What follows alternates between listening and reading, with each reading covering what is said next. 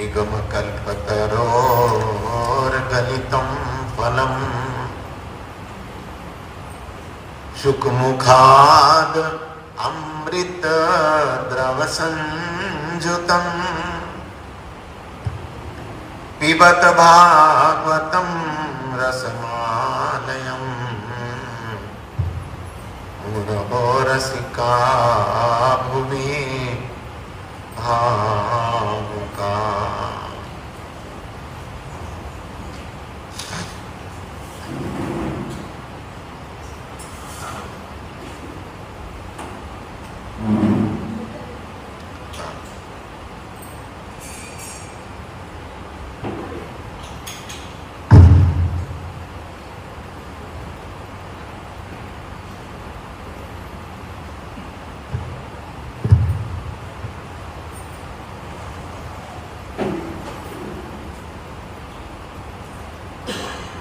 देवराज इंद्र अपने अपराध से डरे हुए थे।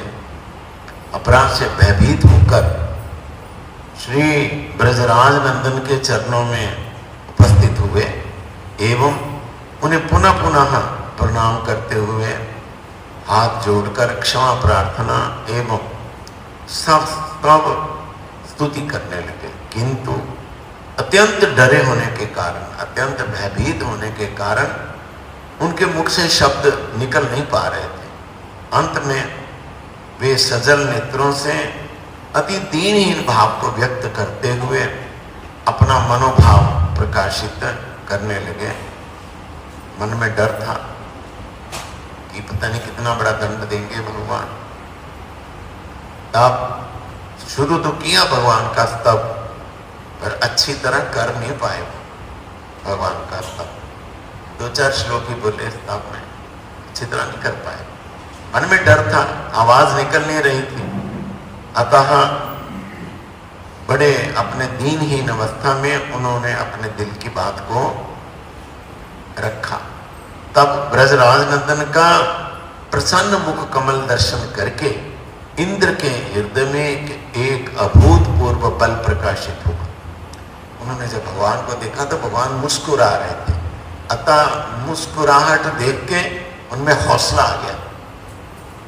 अगर उनका चेहरा क्रोधित देखते हैं तो और डर लग जाता है, परंतु भगवान के मुखारविंद पे मुस्कान देख के हौसला हो गया और वे समझ गए कि मेरे भयंकर अपराध करने पर भी परम करुणामय श्री कृष्ण लेश मात्र भी क्रुद्ध नहीं हुए हैं। वे तो अपने स्वभाव सिद्ध प्रसन्न चित्त एवं परम शांत स्वरूप में गोवर्धन पर्वत के तट में उपस्थित होकर मानो अपने कृपा भंडार का वितरण करने के लिए किसी उपयुक्त दीनहीन ग्राहक की खोज कर रहे। चेहरा देखा, बड़ा मुस्कुरा रहा है। अतः कहते हैं उनका उस समय जो दर्शन था, यानी का स्वभाव सिद्ध, उनका स्वभाव ही ऐसा हमेशा प्रसन्न रहना। भगवान के चेहरे पे हमेशा प्रसन्नता झलकती रहती है। और कहते हैं ऐसे लग रहा था जैसे आज उन्होंने अपनी कृपा का भंडार खोल दिया है और वो ढूंढ रहे हैं कि मेरी कृपा को लेने वाला कोई है। ऐसा था। देवराज इंद्र इससे पहले श्री कृष्ण के गोवर्धन धारण रूपी महान प्रभाव को देखकर अत्यंत विस्मित हुए थे, परंतु अब उनकी अयाचित अहेतुकी करुणा का महाप्रभाव देखकर आत्मविभोर हो। यद्यपि उन्होंने भगवान की गोवर्धन धारण लीला को देखा, इंद्र ने देख के भी उनका जब प्रभाव देखा, किस प्रकार गिरिराज को धारण कर लिया, तो इंद्र बड़े हैरान हुए। पर अब क्या देखा उन्होंने? क्या देखा, क्या बोला, क्या देखा? अब क्या देखा? देखा ये कंसंट्रेशन नहीं होती ना। अब उन्होंने देखा क्या कि इस प्रकार अयाचित, मैंने तो मांगी भी नहीं, इस प्रकार अयाचित करुणा का वितरण कर रहे हैं भगवान, अयाचित कृपालुता का वितरण कर रहे हैं, एक अयाचित और एक अहेतुकी। अयाचित बिना मांगे, अहेतुकी बिना किसी कारण के, बिना किसी हेतु के अपनी करुणा का उनकी करुणा का महाप्रभाव देखकर दिल भर गया उनका, इंद्र का, कि देखो मैंने इतना अपराध कर दिया पर यह भगवान प्रसन्न नहीं है, अतः अपनी बिना मांगी हुई और अहेतु की कृपा वितरण करने के लिए भगवान उत्सुक है। ये बात सोच के भगवान की करुणा की कृपालुता की बात को सोच के इंद्र जो है, उनका दिल जो है आत्मविभोर हो गया, आनंद से भर गया। इसलिए श्री कृष्ण का स्तव करते समय वे उनके यथादृष्ट स्वरूप के वर्णन के अतिरिक्त और कुछ कह नहीं सके। इसलिए जब उन्होंने भगवान का स्तव शुरू किया था तो जो सामने में देख रहे थे बस वही कुछ कहा, ज्यादा कुछ कह नहीं पाए। भगवान के तत्व के बारे में ज्यादा कुछ नहीं कह पाए। स्तव में क्या कहा, जो सामने में भगवान का रूप देख रहे थे उसके बारे में 2-4 श्लोक उन्होंने इंद्र ने बोले हैं। हे भगवान, उन्होंने कहा, हे भगवान क्या देखा, आपका स्वरूप विशुद्ध सत्वमय एवं परम शांत है। शुद्ध सत्य है, सत्व नहीं बोला, विशुद्ध सत्व है। आपके साथ रजोगुण और तमोगुण का कोई संबंध नहीं है। आप परम विशुद्ध एवं स्वयं प्रकाशित हैं भगवान।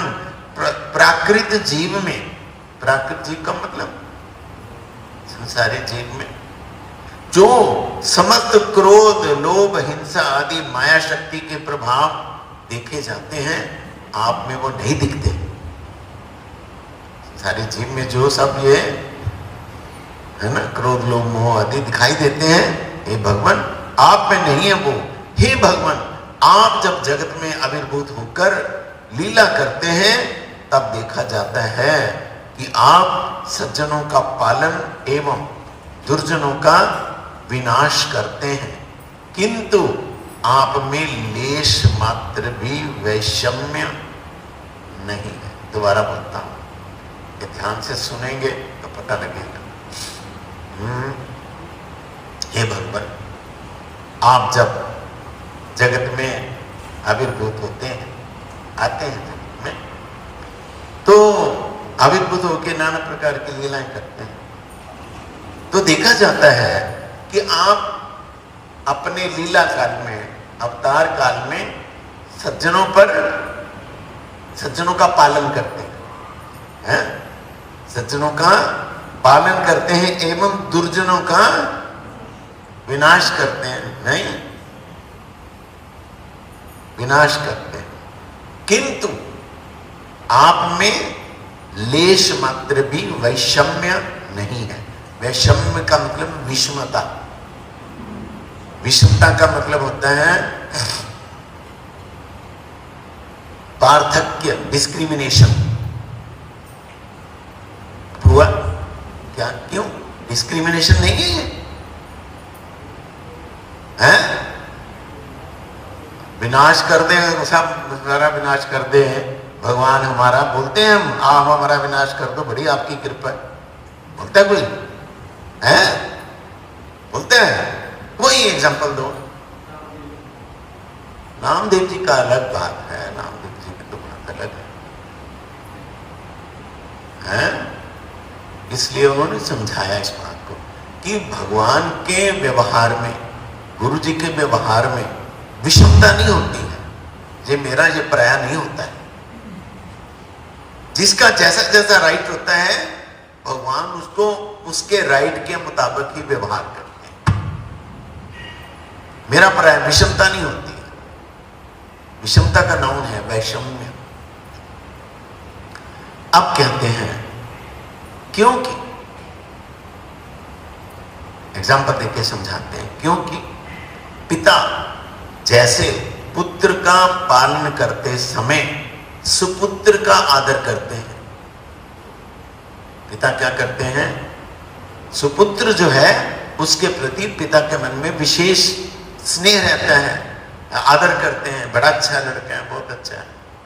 पिता जैसे पुत्र का पालन करते समय सुपुत्र का आदर करते हैं और कुपुत्र को दंड प्रदान करते हैं। सुपुत्र का आदर करते हैं और कुपुत्र को दंड प्रदान करते हैं। वैसे ही आप भी भगवान, आप भी तो पिता ही हैं। आप पिता क्या भगवान, आप जगत पिता। आप पिता क्या, आप जगत पिता हैं। और हे भगवान, जो संसार में सज्जन व्यक्ति हैं वो आपके सुपुत्र हैं, और जो दुर्जन व्यक्ति हैं वो आपके कुपुत्र हैं। है तो आपके ही सज्जन सुपुत्र और दुर्जन कुपुत्र हैं। इसलिए आप जो अपनी सुपुत्र हैं, सज्जनगण जो व्यक्ति हैं, उन पर आप अनुग्रह करते हैं। अनुग्रह का मतलब कृपा करते हैं।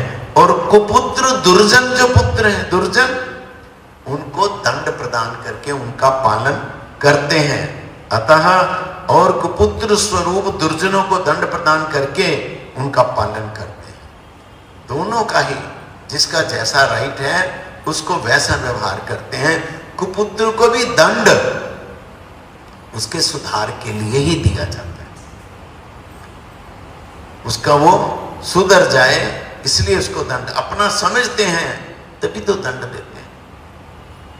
इसलिए भगवान आपके व्यवहार में डिस्क्रिमिनेशन नहीं है। अतः हे भगवान, आप तो गुरु क्या, आप तो भगवान जगत गुरु हैं। सारे संसार के गुरु तो आप ही हैं। इसलिए जिस प्रकार गुरु शिष्य के अधिकार के अनुरूप ही उसे शिक्षा प्रदान करते हैं, वैसे ही आप भी जगत के समस्त जीवों को यथा योग्य शिक्षा प्रदान करके कृतार्थ करते हैं।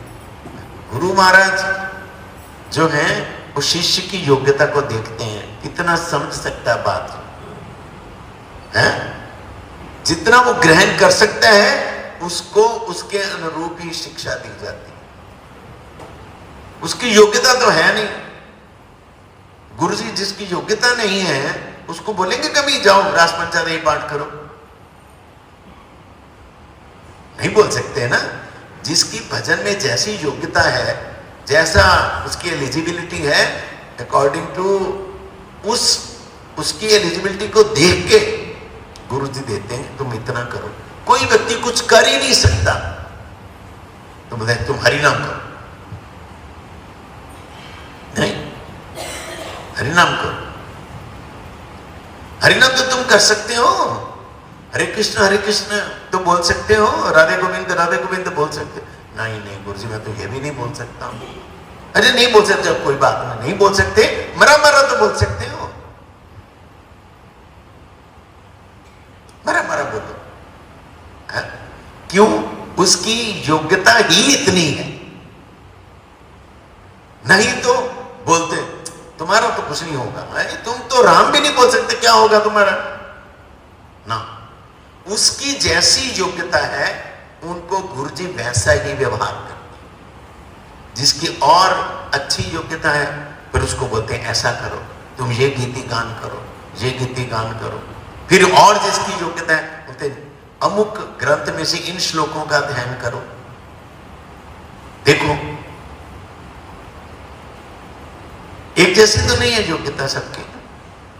इसलिए हे भगवान आप जगत गुरु, इसलिए जगत गुरु होने पे आप अपने शिष्यों को, शिष्य कौन? वही सज्जन और दुर्जन।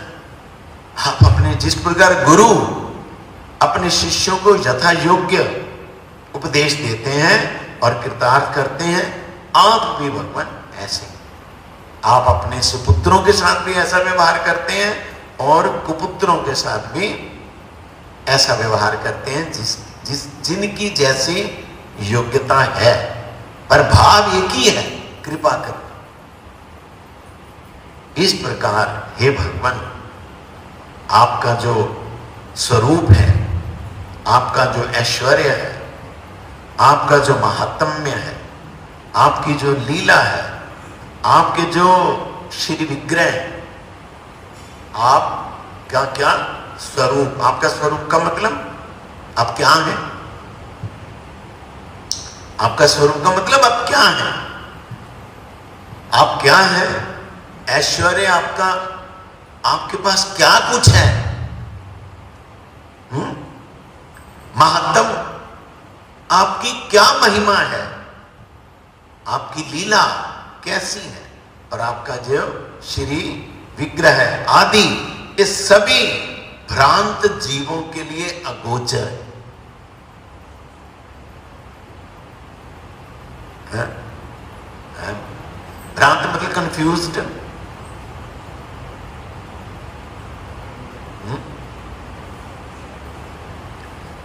भ्रांत। जहां देखो, नहीं तो ऐसे सीधा भी लिख सकते थे, जीवों के लिए अगोचर है, ऐसा नहीं लिखा। जो भ्रांत जीव है, कंफ्यूज्ड, उनके लिए आप अगोचर है। क्या करना क्या नहीं करना, इसी में फंसे रहते हैं। जो आपके अनन्य भक्त हैं, उनको तो आप अपनी रूप लीला सब कुछ प्रकाशित कर ही देते हैं। इसका यह मतलब होता है कि आपके जो अनन्य शरणापन्न भक्त हैं, उन पर आप अपनी महिमा भी प्रकाशित करते हैं, अपना स्वरूप भी प्रकाशित करते हैं, अपनी लीला को भी प्रकाशित करते हैं, अपने महात्म को भी, अपने विग्रह की महिमा को भी आप प्रकाशित करते हैं। परंतु जो भ्रांत जीव है, उन पर वो, उनके लिए आप अगोचर है, अगोचर। इसलिए जो विज्ञ व्यक्ति, विज्ञ व्यक्ति का मतलब विज्ञ,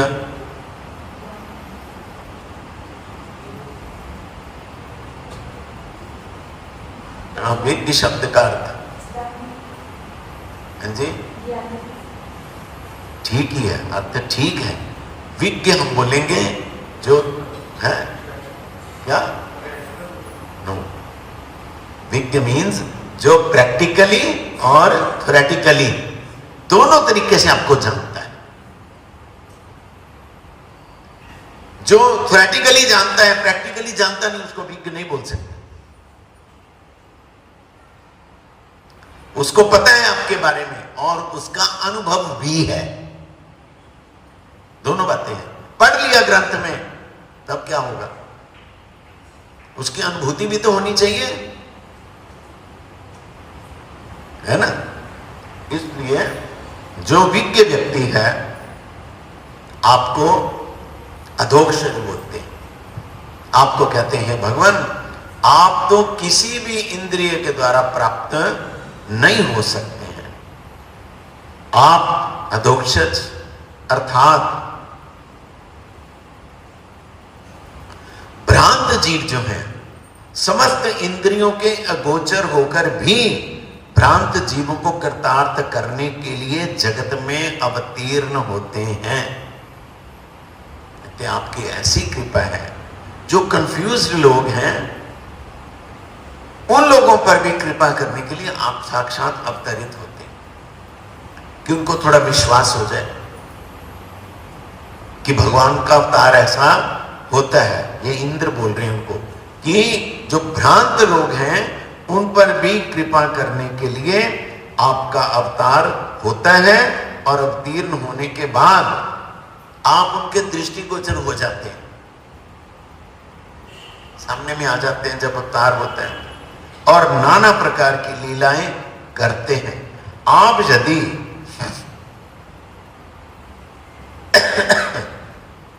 हे भगवान, आप जो हैं, आप जगत का कल्याण विधान करने के लिए ही जगत में आविर्भूत होते हैं। अभी ये बात वो बोल रहे हैं इंद्र, कि आपका ये जो अवतरण हुआ, आपने गिरिराज धारण किया, इसके पीछे भी जगत का मंगल ही छिपा हुआ है, पीछे भी जगत का मंगल छिपा हुआ है। क्या मंगल है, क्या मंगल छिपा है, आगे देखेंगे हम। देवराज इंद्र ने ब्रजराज नंदन के चरणों में प्रणत होकर अनेक प्रार्थनाएं की। बोला आपने सुनी है प्रार्थनाएं पिछले श्लोकों में, किंतु श्री कृष्ण ने कुछ भी उत्तर नहीं दिया। इससे देवराज ने समझा कि ब्रजराज नंदन परम करुणामय होकर भी मेरे जैसे अपराधी की बात को सुन नहीं रहे। बोले नहीं ना भगवान कुछ, तो बोला मेरी बात को ये सुन नहीं रहे हैं, अतएव मेरा अपराध क्षमा होने की कोई संभावना नहीं है। इसलिए वे भयभीत होकर विविध रूप से ब्रजराज नंदन के स्वरूप का कीर्तन करके पुनः पुनः उनके चरणों में प्रणाम करते हुए अंत में कहने लगे, हे अंतर्यामी प्रभु, हे अंतर्यामीन, मैं आपसे क्या कहूं, आप मेरे हृदय की भावना को भली भांति जानते ही तो। भगवान को कहना नहीं पड़ता है, वो दिल से जो संकल्प उठता है ना जब भी, उसी को जान लेते हैं। ये क्या कहना चाहता है, क्या करना चाहता है, देख लेते हैं भगवान, उनको बोलना पड़ता है। यही बात इंद्र बोल रहे हैं कि हे भगवान, आप मेरे दिल की भावना से भली भांति अवगत हैं, जानते हैं। मैंने सत असत जो कुछ भी काम किया है, ये आपकी प्रेरणा के बिना तो नहीं हो सकता ना। इंद्र पटक, फिर भी आपके चरणों में क्या समझ में नहीं आया कि मैंने उल्टा पुल्टा जो भी काम किया है, ये मतलब है। भगवान की प्रेरणा से तो नहीं कुछ भी होता ना, बिना प्रेरणा के बिना तो कुछ नहीं होता है। इसलिए भगवान चाहते हैं कि क्या इस प्रकार मेरी लीला हो, गोवर्धन धारण लीला हो। क्यों गोवर्धन धारण किया, अभी तो इसका शेष नहीं हुआ ना, शेष होगा। बोलो क्या, बोलो।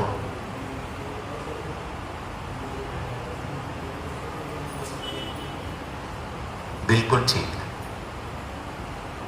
अगर संसारी जीव भी हर बात को ये समझ ले कि जो कुछ हो रहा है भगवान की कृपा से ही हो रहा है, तब कोई नुकसान नहीं होगा।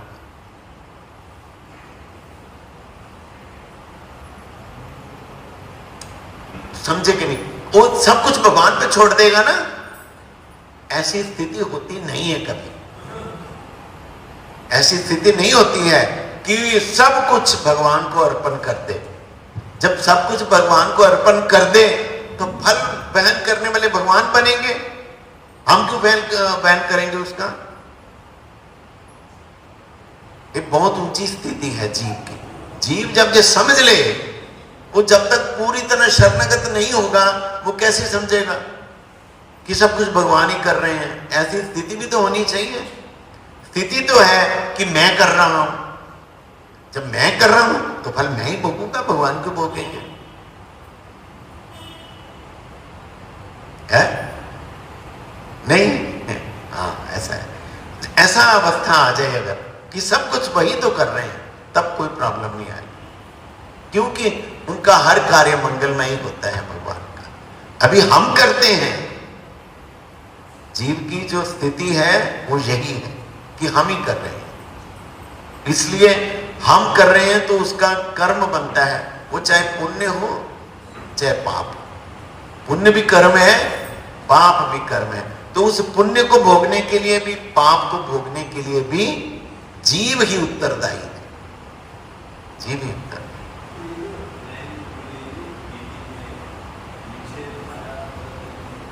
धीरे धीरे बोलो। पीछे माया,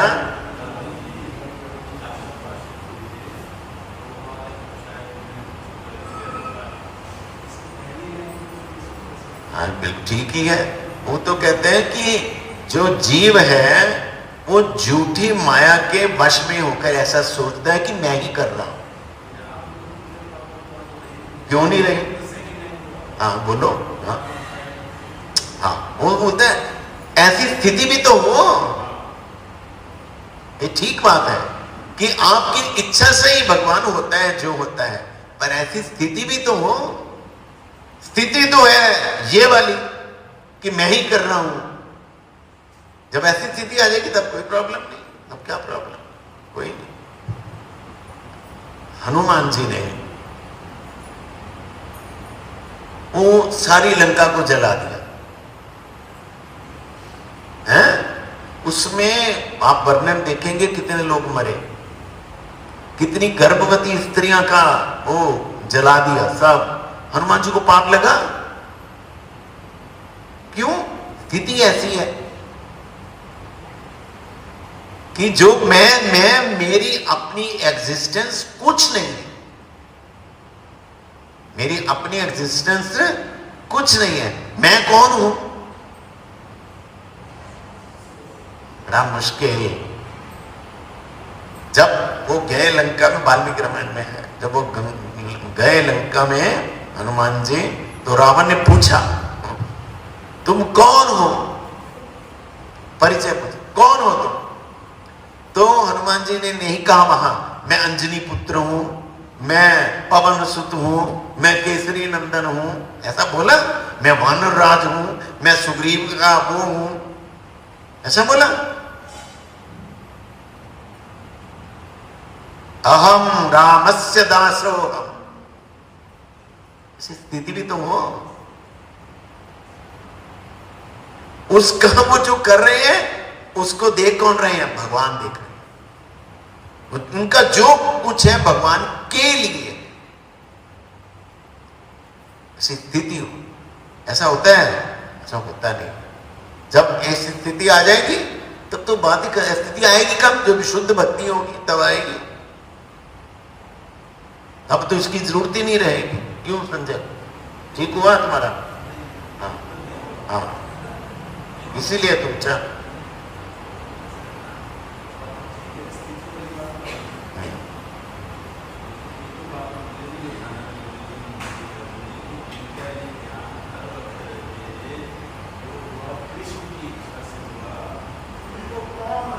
ये तो आपने अपनी बात का जवाब आप ही दे दिया। हाँ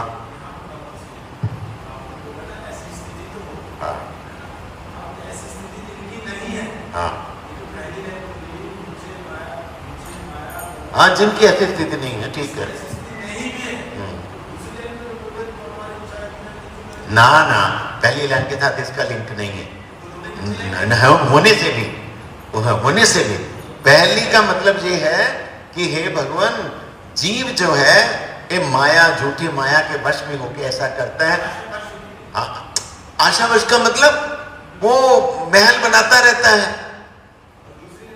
हाँ, वो तो है। उसका मतलब जीव, हे भगवान, आपकी झूठी माया में फंसकर जीव नाना प्रकार के अपने महल बनाता रहता है। मैं ये करूंगा, मैं ये करूंगा, मैं ये करूंगा, मैं ये करूंगा। परंतु हे भगवान, उसमें से भी कोई आशा जीव की आपकी कृपा के बिना पूरी नहीं हो सकती।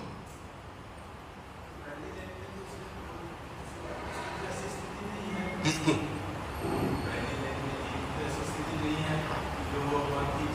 ठीक है, पर उसको ये उपदेश दिया गया कि तुम जो जितने महल बना रहे हो, ये बात याद रखो, ये तुम्हारे महल तभी बनेंगे जब भगवान श्री कृष्ण चाहेंगे।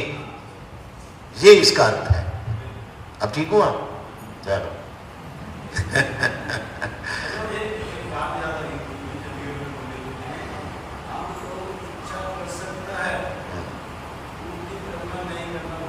वो तो है ही। वो तो मैं एक बार नहीं, हमने बहुत बार गुरु जी को देखा। कृष्ण की इच्छा से ही होता है जो होता है। अच्छा, कहाँ थे हम?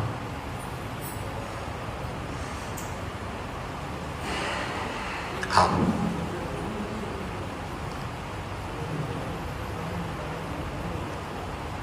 हे अंतर्यामी, मैं आपसे क्या कहूं? आप मेरे हृदय के भावों, क्या यही मैं बोल, उसी को बोल रहा हूं कि हे भगवान, मैंने जो सत जो उल्टा पुल्टा काम किया, वो आपकी प्रेरणा के बिना किसी भी प्रकार से सिद्ध नहीं हो सकता। मेरा कोई भी काम आपकी प्रेरणा के बिना सिद्ध नहीं हो सकता, आपकी कृपा के बिना सिद्ध नहीं हो सकता। फिर आएगा, इसका आंसर आएगा। फिर भी आपके चरणों में अपने किए हुए अपराधों को मैं स्वीकार करता हूं कि ये सब मेरा ही दोष है, मेरे ही कारण ऐसा हुआ है, इससे मेरे मन का भार थोड़ा हल्का हो जाएगा। इंद्र बोलते हैं मैं ऐसा बोलूं, मैं अपने अपराधों को स्वीकार करूं, इससे मेरा दिल थोड़ा हल्का होगा, कम भार होगा। इसलिए मैं कह रहा हूं हे भगवान, मेरे तो अपराधों का अंत ही नहीं, कोई अंत नहीं है। एवं हे भगवान, मेरी मूर्खता की भी कोई सीमा नहीं, मेरी मूर्खता की कोई सीमा नहीं है। आप ब्रज में अवतीर्ण होकर ब्रजवासियों का आनंद वर्धन करने के लिए विविध प्रकार की लीलाएं कर रहे हैं, ये देखकर भी मैं कुछ समझ नहीं पाया। आप अवतरित हुए इन ब्रजवासियों का आनंद बढ़ाने के लिए, पर मैं ये सब कुछ मैंने देखा, देख के भी मैं समझ नहीं पाया। इसलिए जब ब्रजवासियों ने मेरी पूजा के स्थान पर गोवर्धन की पूजा की, तब मैंने उनके प्रति कुपित होकर उनको समूल ध्वंस करने के लिए प्रबल वृष्टिपात, आंधी एवं वज्रपात आदि के द्वारा उन पर अत्याचार किया। किंतु मैं समझ नहीं पाया कि जहां आप स्वयं प्रकटित हैं, मेरे मन में नहीं आई ये बात, जहां आप स्वयं प्रकटित हैं एवं ये सब ब्रजवासी जो केवल मात्र आपके ही चरणाश्रित हैं, उनका कभी कोई अनिष्ट कर सकता है? क्या बोला? जब उसने आंधी बरसानी शुरू की, वर्षा बरसानी, तब उसको ये बात नहीं याद आई?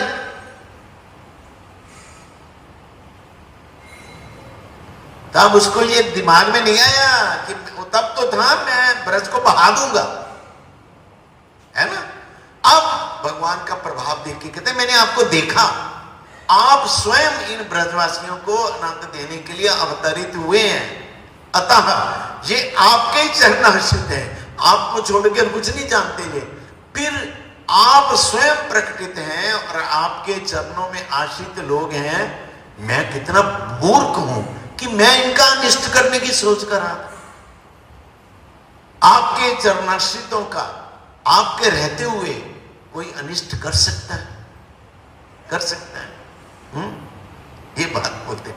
ऐसा सुदृढ़ विश्वास होने के लिए तो इंद्र बातें जब बोल रहे हैं, ऐसा अंदर में विश्वास होता है। भगवान के जो आश्रित हो जाते हैं उनका जिम्मा भगवान ले लेते हैं। आप देखिए इतने एग्जाम्पल हैं महाभारत में, इतने एग्जाम्पल हैं, आप थक जाएंगे पढ़ते पढ़ते। पल पल पे भगवान ने, क्यों? वो भगवान के आश्रित हैं। क्या युधिष्ठिर, क्या अर्जुन, क्या सब जितने हैं, तो बचाने की जिम्मेदारी किसकी है? उनको चिंता हुई। इवन चिंता छोड़ दीजिए, जब उन्होंने कर लिया, भीष्म पितामह ने प्रण कर लिया, चिंता किसको हुई? भगवान को। आए शिविर में, आए शिविर में आके अपने हाथों से उन्होंने पुष्प की सेज सजाई, फूलों की सेज सजाई, फूलों की सेज सजा के अर्जुन को सुलाया उस पे। जिसको पता हो कल मैंने मर जाना है, वो ऐसे सोएगा फूलों की सेज पे? कल सुबह मेरे प्राण चले जाने हैं, सोएगा? फूलों की सेज सजा के अर्जुन को सुलाया, सुला दिया, बोलो सो जाओ, सुलाया। अर्जुन क्या जानता है क्या करना क्या नहीं करना? ठीक है महाराज, जो आप कहें। सो गया। सोए हुए में से सूक्ष्म शरीर को भगवान ने लिया, ले गए वहां कैलाश पे। जाओ, वहां से पाशुपतास्त्र ले आए अर्जुन, उसी देह में दोबारा आ गया। किसने किया? चिंता किसको है? अर्जुन को पता था ऐसा करना है, ऐसा करना है, कहीं भी नहीं। फिर वो जो जयद्रथ का सब कुछ हो गया, जयद्रथ का। अभी वो जो कल बोलेंगे, समय हो गया, रह गया, समय हो गया ना।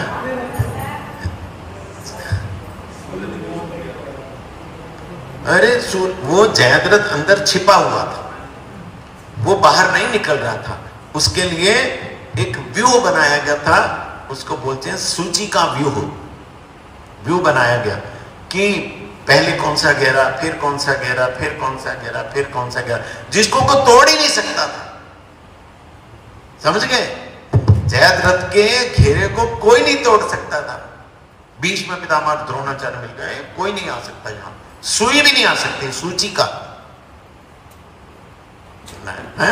इधर में समय तो था नहीं, सूर्य अस्त हो गया, सूर्य अस्त हो गया।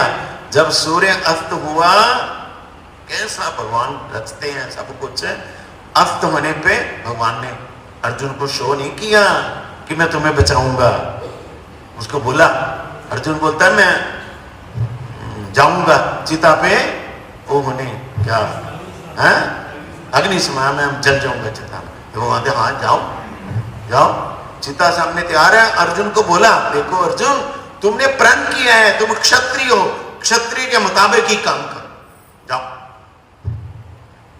फिर बोलते देखो, वो उसने उतार दिया सब अपने अस्त्र शस्त्र उतार दिए। अर्जुन ने शस्त्र शस्त्र उतार दिए। नहीं नहीं, ये ठीक नहीं है, तुम क्षत्रिय हो ना, क्षत्रिय की भांति अस्त्र धारण करके चिता पर चढ़ो। देखो, ऐसा नहीं बोला मैं तुम्हें बचाने वाला हूं, तुम क्षत्रिय हो, अस्त्र अपना बोलो, गांडीव लो, बांध लो, अपने अस्त्र धारण करके जाओ, चिता पे चढ़ जाओ। अब दूसरी समस्या क्या है? जयद्रथ अंदर है। जैसे ही वो सूर्य अस्त हुआ, जयद्रथ के जो साथी थे, उनको जिन्होंने रक्षा की हुई थी, सब बोलने लगे, अरे आ जाओ बाहर आ जाओ, देखो देखो, वो चिता पे चढ़ गया अर्जुन, देखो तुम्हारे सामने तुम्हारा दुश्मन कैसे जलता है, देखो। उसको युद्ध करके व्यू में नहीं जाना पड़ा, वो अपने आप आ गया।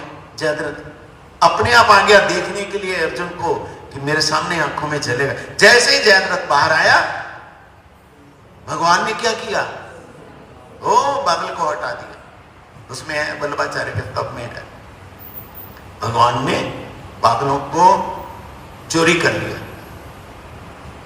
वल्लभाचार्य के स्तव में हटा दिया।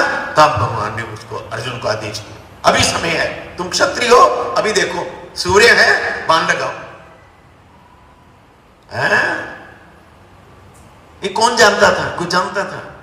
अच्छा बाण लगा दिया, इतने से हो जाएगा, इतने से भी नहीं हुआ। इसका सिर जमीन पे नहीं गिरना चाहिए, इसका सिर अगर जमीन पे गिर गया, तो फिर उसको क्या किया, बोल समझा दिया कि इसको बाणों के साथ ऐसे बींध दो सारे सिर को। अर्जुन ने बाणों के साथ सारे उसको बींध दिया, वो गला काट दिया और ऐसे लगने लगा जैसे कोई कांटेदार गेंद होती है। कांटेदार बाण हो गया ना, सब कांटेदार गेंद। अब इसको उठा के और स्यमंतक पंचम क्षेत्र में, कुरुक्षेत्र में इसका पिता बैठा संध्या कर रहा है, ऐसे उठाओ इसको, इसके सिर को, बॉल को, कि सीधा उसकी झोली में गिरे। बाण ऐसा चलाया, वो जो सिर था, जो उसने बाण गेंद की तरह लग रहा था, वो उछला, लड़ाई से वो जहां स्यमंतक पंचम क्षेत्र में उसके पिताजी बैठे हुए थे संध्या करने, उसकी गोद में जाके गिर गया, है ना। गोद में तो गिर गया, अब था कि जो इसको भूमि में गिराएगा उसकी मृत्यु उसी समय हो जाए। उसने देखा ही नहीं कि मेरा पुत्र का सिर है। उसने बोला ये कांटेदार गेंद कहां से आ गया, बहुत। उसने झोली को झाड़ दिया, तो गिरा साथ साथ, वो भी मर गया। ये कौन जानता था? और कोई जानता था? ये केवल मात्र भगवान ही जानते थे। इसीलिए उन्होंने जब यज्ञ कराया महाराज युधिष्ठिर से, तो युधिष्ठिर को बोला, देखो ये जो डिस्ट्रीब्यूशन की है ना, परिवेशन की जिम्मेदारी, सेवा, ये मुझे दे दो, ये मुझे दे दो। इतने लाखों बंदों को आप कैसे खिला देंगे? कैसे खिलाएंगे? तब भगवान ने इस जिम्मेवारी को लिया, एक जिम्मेवारी बोलता हूं, बाकी तो छोड़ दो। एक जिम्मेवारी इसको लिया कि मैं डिस्ट्रीब्यूशन मैं करूंगा। जहां नाना प्रकार के ऋषि, नाना प्रकार के तपस्वी, नाना प्रकार के राजा, हजारों हजारों किस्म के आए होंगे, तुम्हें तो किसी की रुचि के बारे में पता नहीं है। कौन क्या खा के तृप्त हो सकता है वो तो मैं जानता हूं। तुम्हारे यज्ञ से कोई और तृप्त नहीं जाना चाहिए। कल चलेंगे। वंशा कल्पतरुभ्यश्च कृपा सिंधुभ्यो पतितानां पावनेभ्यो वैष्णवेभ्यो